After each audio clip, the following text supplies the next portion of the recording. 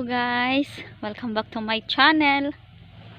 Nandito ako sa labas kay Panda. Kung napansin nyo, naka-jacket ako kasi sobrang lamig kahit tirik ang araw. Panda, nay! Habang may init, green up na namin. Linis time ulit sa garden. Kasi mamaya uulan na naman. Nitong mga nakaraang linggo dito sa Norway, sobrang ulan, init na laang lagi. Dalawang weather bawat araw, init ulan.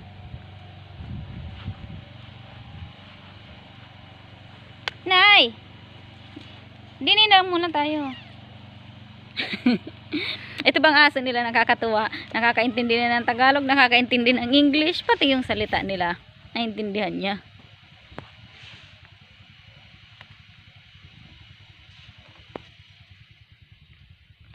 Wala akong gaanong vlog ngayon guys. Marami pa akong i-edit nung nakaraan. Hindi ko pa natatapos hanggang ngayon.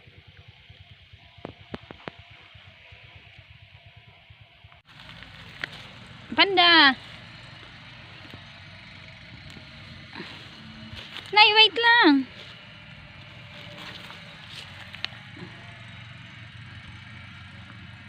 Raspberry guys. Wild lang siya.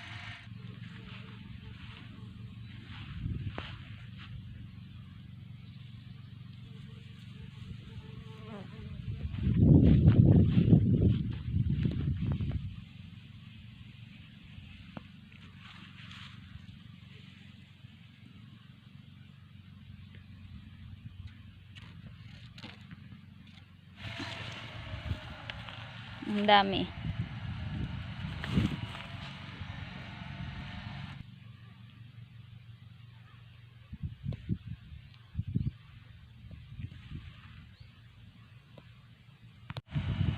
Come na.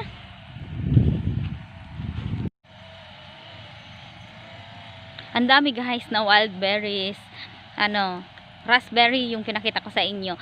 Mga 2 weeks more, hinog na yun sila.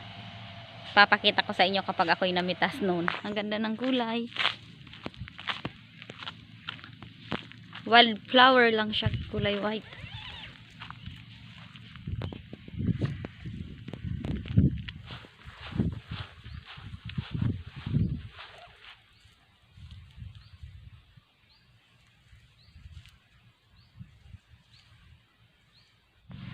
Another berries. Pero hindi ko pa alam ang pangalan. Itatanong ko pa sa kanila.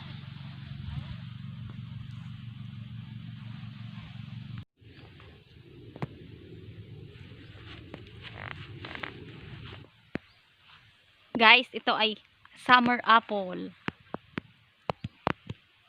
Siguro mga 3 weeks pa bago pwedeng i-harvest.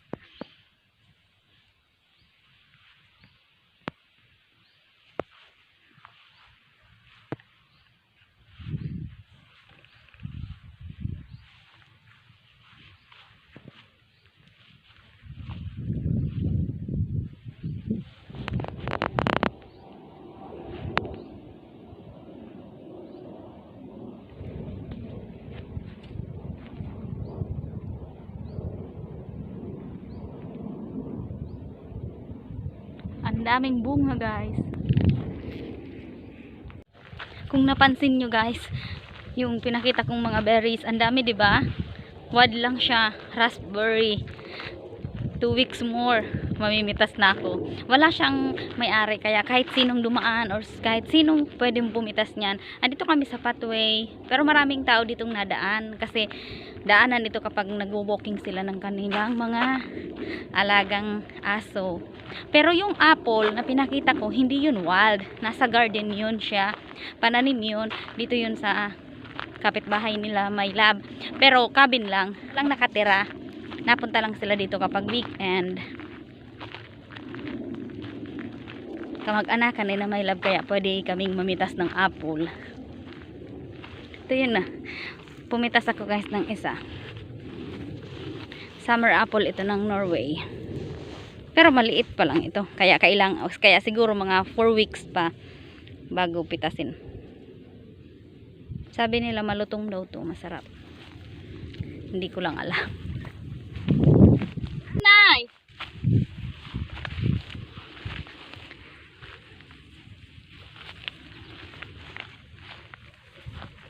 Ang tataas na guys ng damo dito sa bakanting lote. Ayan, oh. Meron yan tawag dito. Merong maggugupit yan yung mga farmer. Hindi ko lang alam kung kailan. Kasi ginagamit yata nila yung ibang grass na mampakain sa mga animals.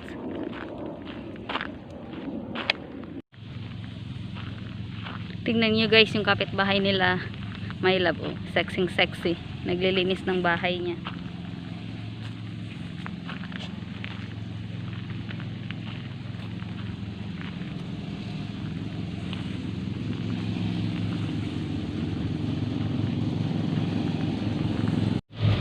Dito na kami sa bahay guys. Nakaupo lang muna ako. Sa labas na pa rin ng bahay. Nagpapainit.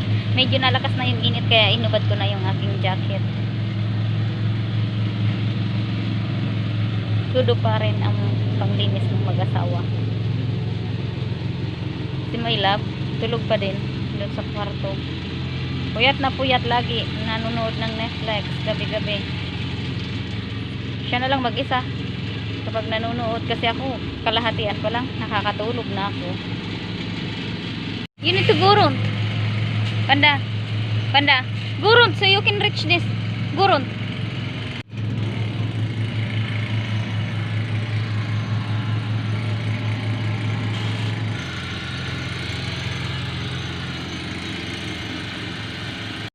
Ayan.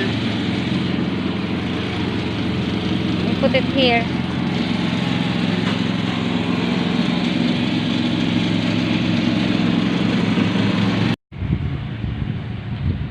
Ang dilim na naman.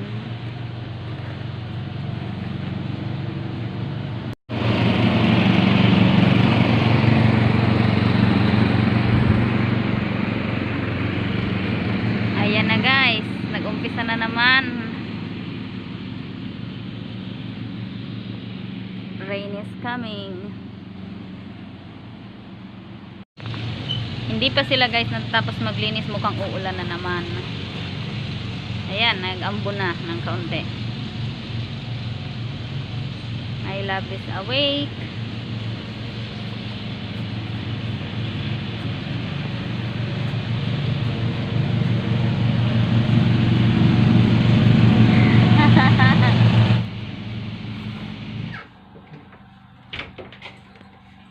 Pasok na kami guys sa loob kasi umulan na.